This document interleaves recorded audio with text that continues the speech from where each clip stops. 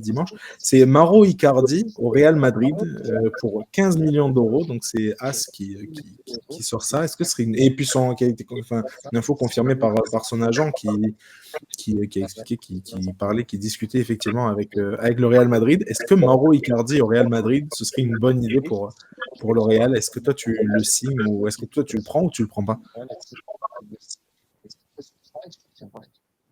Alors, Mauro Icardi, donc très très grosse saison, très très gros début de saison à Galatasaray. Il en a impressionné plus d'un là-bas.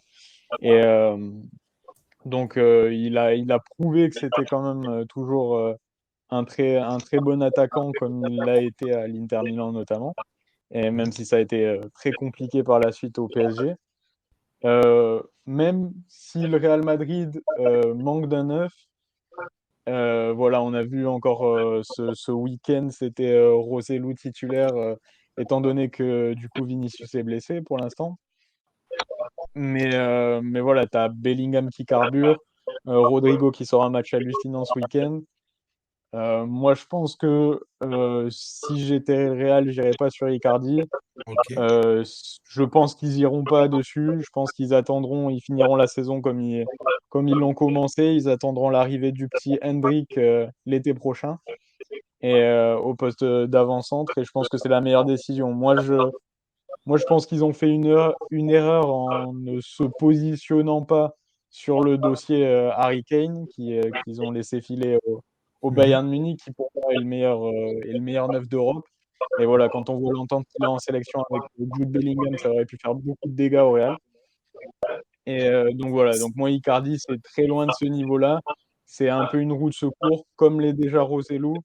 Donc moi, je pense qu'ils vont terminer la saison comme ils l'ont débuté. Et voilà. T'es pas un poil dur avec Icardi quand même par rapport à.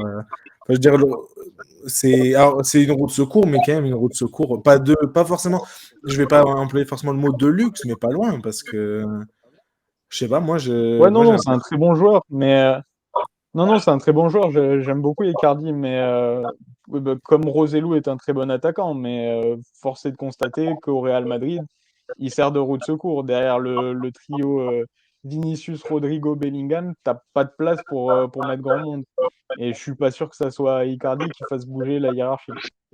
Voilà. Moi, Surtout, ok. là, comme tu le dis, le match de Rodrigo, là, il a convaincu tout le monde. Rodrigo qui était extrêmement critiqué depuis 2 saisons. Là, il a convaincu tout le monde ce week-end. Et ça, je pense que c'est le début de Rodrigo. C'est le grand début de Rodrigo titulaire au Real Madrid, là, maintenant. Ok, bon. Il faut Je pas. rappelle juste rapidement les chiffres de Icardi cette année.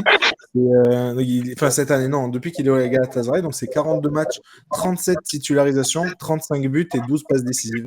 Alors, ok, c'est Galatasaray, mais ok, c'est avec Turc, mais c'est pas mal du tout quand même. Et aussi, C'est assez énorme. Ça juste, paraît régulier. faut pas oublier que le Real a aussi Arda Güler, un jeune hyper talentueux, un Turc justement qui sont allés chercher à Fenerbahçe. Il est blessé actuellement, mais bon, va falloir aussi qu'il joue. Donc, comme a dit Hugo, il n'y a pas non plus énormément de place.